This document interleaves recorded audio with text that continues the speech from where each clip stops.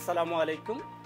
আজ কথা বলবো বাংলাদেশে স্ত্রী কি স্বামীকে তালাক দিতে পারেন, আর যদি স্ত্রী স্বামীকে তালাক দিতে পারেন তাহলে কি কি শর্তে তিনি তালাক দিতে পারেন, এই বিষয়টা নিয়ে আজকে আলোচনা করব। আমি Mohammad Emdadul Haque Milon, advocate, Bangladesh supreme court. Emdadul law ফার্মের পক্ষ থেকে আপনাদের সকলকে জানাচ্ছি আন্তরিক শুভেচ্ছা এবং অভিনন্দন। মূল আলোচনায় যাওয়ার আগে যারা এখনও আমাদের চ্যানেলটি সাবস্ক্রাইব করেননি তাদেরকে বিনীত অনুরোধ করব আমাদের চ্যানেলটি সাবস্ক্রাইব করে বেল বাটন অন করে পাশে থাকার জন্য।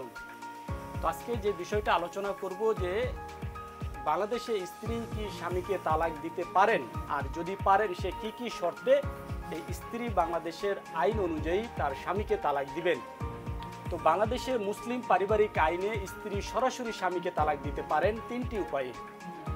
বাংলাদেশে মুসলিম পারিবারিক আইনে স্ত্রী সরাসরি স্বামীকে তালাক দিতে পারেন তিন উপায়ে। তার মধ্যে প্রথম যেটা আছে সেটা হচ্ছে যে তিনি খোলা তালাক দিতে পারেন, এক নাম্বার। দুই নম্বরে তিনি তালাকে তৌফিজ বা ডেলিগেটেড ডিভোর্স, যেটা আমরা কাবিননামার 18 নম্বর কলাম নিয়ে আমরা অনেকেই কথা বলি, সেটা হলো যে ডেলিগেটেড ডিভোর্স বা খোলা তালাক, তালাকে তৌফিজ, 2 নম্বর পয়েন্ট।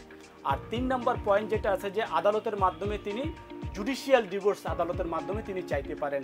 তো এই তিনটা উপায়ে স্ত্রী, এই তিনটা প্রধান শর্তে একজন স্ত্রী তার স্বামীকে বাংলাদেশের মুসলিম পারিবারিক আইন অনুযায়ী তার স্বামীকে তালাক দিতে পারেন। তো চলুন আমরা এই তিনটা তালাকের বিষয় বিস্তারিত আলোচনা করব। প্রথমে যেই শর্তে স্ত্রী তার স্বামীকে তালাক দিতে পারেন সেটা হচ্ছে যে তিনি খোলা তালাক দিতে পারেন।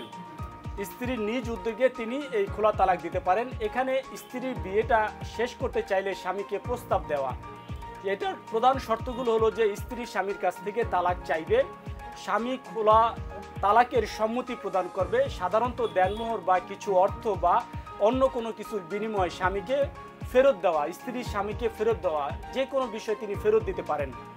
সাধারণত দেখা যায় যে অনেক সময় আমাদের বাস্তব প্রেক্ষাপটে দেখা যায় যে স্ত্রী তার দেনমোহরের টাকাটা আংশিক অথবা সম্পূর্ণ তিনি মাফ করে দিতে পারেন।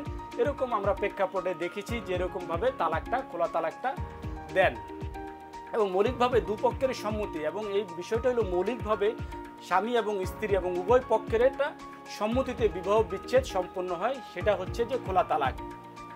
2 নম্বর পয়েন্ট হচ্ছে যে তালাকে তৌফিজ, যেটা আমরা 18 নম্বর কলামে যেটা বলেছি যে ডেলিগেটেড ডিভোর্স। তো ডেলিগেটেড বিয়ের কাবিননামায় যদি লেখা থাকে যে স্বামী স্ত্রীকে তালাক প্রদানের ক্ষমতা অর্পণ করেছেন কিনা, তাহলে স্ত্রী নিজে তালাক দিতে পারবেন। এই কাবিননামার এই 18 নম্বর কলামের শর্তে স্ত্রী চাইলে তার স্বামীকে তিনি তালাক প্রদান করতে পারবেন। তো এখানে কি কি শর্ত বলা আছে? কাবিননামার 18 নম্বর কলামে বলা আছে যে তালাকের ক্ষমতা স্ত্রীর নিকট ন্যস্ত, এই বাক্যটা থাকতে হবে। স্ত্রী লিখিত নোটিশ দিয়ে তালাক কার্যকর করতে হবে। ইউনিয়ন পরিষদ অথবা সিটি কর্পোরেশনের মেয়র অথবা সালিসি পরিষদে তাকে অবশ্যই এই নোটিশ প্রেরণ করতে হবে। তো এখন আমি 3 নম্বর বিষয়টা নিয়ে আলোচনা করব, সেটা হচ্ছে যে আদালতের মাধ্যমে বিবাহ বিচ্ছেদ। তো আদালতের মাধ্যমে বিবাহ বিচ্ছেদ কীরকম দেখা যায়? স্বামী অনেক সময় দেখা যায় যে 18 নম্বর কলামে, আমাকে অনেকেই আছে যে 18 নম্বর কলামে যদি দেখা যায় যে স্বামী তার স্ত্রীকে তালাকের ক্ষমতা অর্পণ করেন নাই, তখন বাংলাদেশের আইন অনুযায়ী একজন স্ত্রী কিভাবে তার স্বামীর কাছ থেকে তালাক নেবেন, এটা খুবই গুরুত্বপূর্ণ বিষয়।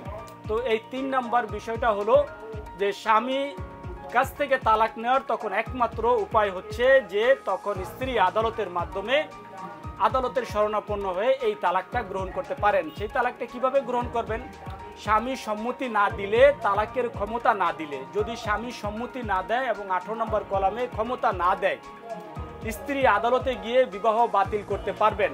তো এক্ষেত্রে কিছু শর্ত আছে, যে শর্তগুলো আপনাকে অবশ্যই পালন করতে হবে। সেই শর্তগুলো কি? সেই শর্তগুলোর মধ্যে অন্যতম কয়েকটা শর্ত আমি আপনাদের সাথে আলোচনা করব, শেয়ার করব। সেটা হলো যে স্বামী অবশ্যই তার স্বামী তাকে নির্যাতন করা, এটা তাকে প্রমাণ করতে হবে।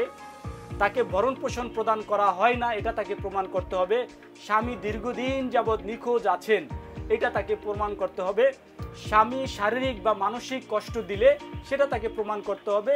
স্বামীর যদি কোনো অক্ষমতা থাকে তাহলে স্ত্রী তার এই কারণগুলো নিয়ে আদালতে তিনি তালাক চাইতে পারেন। তো এগুলো আদালতে যুক্তিসঙ্গত কারণ হিসেবে বিবেচিত হয়। তো সংক্ষেপে বলবো যে আসলে বাংলাদেশে স্ত্রী 3 ভাবে স্বামীকে তালাক দিতে পারেন। তার ভিতরে খোলা তালাক, তালাকি তৌফিজ এবং আদালতের মাধ্যমে তালাক দিতে পারেন। তো এই ছিল আজকের আলোচনা। তারপরে যদি আমাদের এই ভিডিও সম্পর্কে অথবা আমাদের এই তালাকের শর্তগুলো সম্পর্কে যদি কারো কোনো প্রশ্ন থাকে, তাহলে আমাদের কমেন্ট বক্সের নিচে আপনারা কমেন্ট করতে পারেন। আমরা আপনাদের কমেন্টের সঠিক উত্তর দিতে চেষ্টা করব। তো আজকের মতো এখানেই শেষ। সকলেই সুস্থ থাকবেন, ভালো থাকবেন। আল্লাহ হাফেজ।